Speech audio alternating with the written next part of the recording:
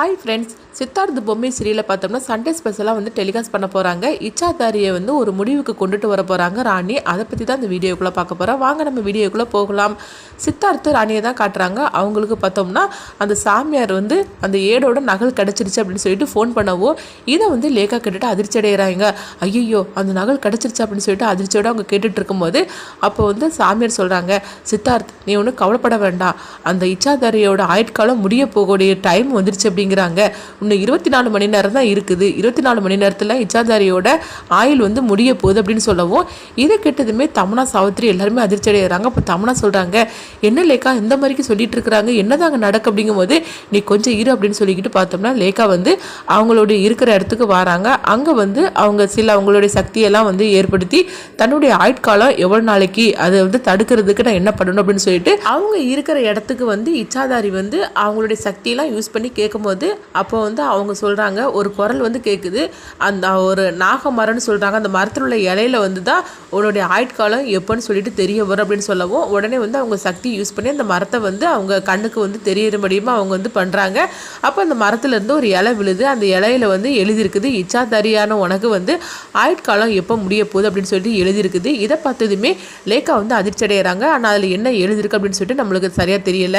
அடுத்தது வந்து இங்கே நம்பூதிரியை தான் காட்டுறாங்க. நம்பூதிரியை வந்து ராணி வரவழைக்கிறாங்க, நீங்கள் வந்து நாளைக்கு வந்துருங்க, இந்த மாதிரிலாம் நடக்க போகுது அப்படின்னு சொல்லவும் நம்பூதிரியை வந்துட்டு இருக்கிறாங்க. அப்போ நம்பூதிரியோட வேஷத்தில் வந்து லேக்கா வர்றதுக்காக அவங்க ட்ரை பண்ணுறாங்க. அப்போ நம்பூதிரி காரில் வந்துட்டு இருக்கும்போது அந்த காரை வந்து நடுவழியில் அவங்க நிறுத்தி வச்சுருந்தாங்க. நிறுத்தினதுமே நம்பூதிரிக்கு ஓரளவுக்கு உண்மை தெரிஞ்சிருது, இது எல்லாமே இந்த இச்சாதாரியோட வேலையாக தான் இருக்குன்னு சொல்லிட்டு தெரிஞ்சிருது. அப்போ நம்பூதிரி காரை விட்டு இறங்குனதுமே லேக்கா அங்கே வந்துருந்தாங்க. லேக்கா வந்து சொல்கிறாங்க, அங்கே பாரு, ஒழுங்காக மரியாதை இங்கேருந்து போயிரு, ராணி கூப்பிட்டான்னு சொல்லிக்கிட்டு நீ எந்த வித பரிகாரத்தையும் நீ பண்ணக்கூடாது, பூஜையும் பண்ணக்கூடாதுங்கிறது, கிளம்பி போயிரு அப்படிங்கவும் நம்பூதிரி வந்து லேக்கா கிட்ட சொல்கிறாங்க, நான் போக மாட்டேன் அப்படிங்கிறாங்க.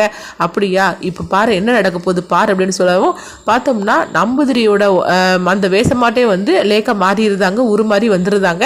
அப்போ ராணியோட அங்கே வீட்டை தான் கட்டுறாங்க. ராணியோட வீட்டுக்கு நம்பூதிரியோட கார் வரும்போது உடனே தாத்தா பாட்டி எல்லாருமே சொல்கிறாங்க, நம்பூதிரி வந்தாச்சு அப்படின்னு சொல்கிறாங்க. அப்போ நம்பூதிரி காரில் இருந்து இறங்குதாங்க. ஆனால் இச்சாதாரி தான் வந்து நம்பூதிரியோட உருவம் எடுத்து வந்துட்டு இருக்கிறாங்க. ஆனால் அந்த வீட்டில் உள்ள யாருக்குமே தெரியல. அவங்க எல்லாருமே வந்து நினச்சிருந்தாங்க நம்பூதிரி தான் வந்துட்டு இருக்காரு அப்படின்னு சொல்லி நினச்சிருந்தாங்க. வந்ததுமே அடுத்து பார்த்தோம்னா நம்பூதிரி வந்து பூஜை செய்யறதுக்காக உட்காரும் போது அப்போ ராணிக்கு வந்து நம்பூதிரி மேலே சந்தேகம் வருது. ஒருவேளை இது உண்மையிலேயே நம்பூதிரியா, இல்லைன்னா வந்து அந்த இச்சாதாரி தான் நம்பூதிரியோட அந்த வேஷம் எடுத்துட்டு வந்திருக்காங்களா, ஊரு மாதிரி வந்திருக்காங்களா அப்படின்னு ராணிக்கு வந்து சந்தேகம் வருது. அவங்க சந்தேகப்பட்ட மாதிரிக்கு அது உண்மையாகவும் ஆயிடுது. நீ வந்து இச்சாதாரி தானே, நம்பூதிரி கிடையாது அப்படின்னு ராணி சொல்லவும் உடனே வந்து என்னை கண்டுபிடிச்சிட்டே அப்படின்னு சொல்லிட்டு அவங்க வந்து லேக்கா இச்சாதாரியா அந்த உருவத்தை எடுத்துட்டு வந்துருந்தாங்க. லேக்கா தான் இச்சாதாரியா அப்படின்னு சொல்லிட்டு ராணி அதிர்ச்சி அடைகிறாங்க. அப்போ இத்தனை நாள் இங்க கூட இருந்துகிட்டு எல்லாம் செய்தது நீதானா அப்படின்னு சொல்லி கேட்கும் போது அப்போ லேக்கா சொல்றாங்க, ஆமா, நான் தான் வந்து உன்னை பழி வாங்கிட்டு சித்தார்த்தை அடையிறதுக்காக நான் எல்லாமே பண்ணேன் அப்படிங்கிறாங்க. இது எனக்கு வந்து 200 வருஷம் தவமாக்கும், இந்த தவத்தை வந்து யாருமே கலைக்க முடியாது, நீ என்ன பண்ணாலும் சரிதான், என்ன நீ ஒண்ணுமே பண்ண முடியாது அப்படின்னு சொல்லும் போது அப்போ ராணி சொல்றாங்க, நீ என்ன நினைச்சுக்கிட்டு இருக்கிற, என்ன என் புருஷனை வந்து உனக்காக நான் விட்டு கொடுப்பேன் நினச்சிட்டு இருக்கிறேன், என்ன அது கனவுலே நடக்காது, நீ தான் இச்சாதாரி அப்படின்னு சொல்லிட்டு எனக்கு ஒரு விதத்தில் சந்தேகம் வந்துடுச்சுது, அதனால தான் நான் வந்து உன்னை பற்றின ரகசியத்தை எல்லாத்தையுமே வந்து நான் கண்டுபிடிச்சிட்டேன் அப்படின்னு சொல்லவும் இதை கிட்டதுமே லேக்கா வந்து அதிர்ச்சி அடைகிறாங்க. அப்போ நான் உன் கூட இருக்கிறது நான் இச்சாதாரின்னு சொல்லிட்டு உனக்கு தெரியுமா அப்படிங்கும்போது ஆமாம் எனக்கு தெரியும், உன்னை வழிக்கு கொண்டு வரதுக்காக தான் நான் இதெல்லாம் பண்ணேன் அப்படின்னு சொல்கிறாங்க. ஒரு கட்டத்தில் பார்த்தோம்னா ராணிக்கும் இச்சாதாரிக்கும் வந்து ரொம்பவே வந்து ஒரு சண்டை நடக்குது.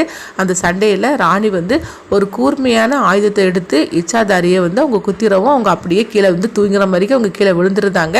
இதை கொஞ்சமும் எதிர்பார்க்காத லேக்கா வந்து அதிர்ச்சி அடைகிறாங்க. ராணி கையாலேயே நம்மளுக்கு வந்து இந்த மாதிரி ஒரு நிலைமை ஏற்பட்டுருச்சுது, இதுதான் விதி அப்படின்னு சொல்லிக்கிட்டு அவங்க அப்படியே வந்து கீழே சாஞ்சிருந்தாங்க. இப்படி தான் அந்த ப்ரோமோ எடுத்துகிட்டு போகிறாங்க.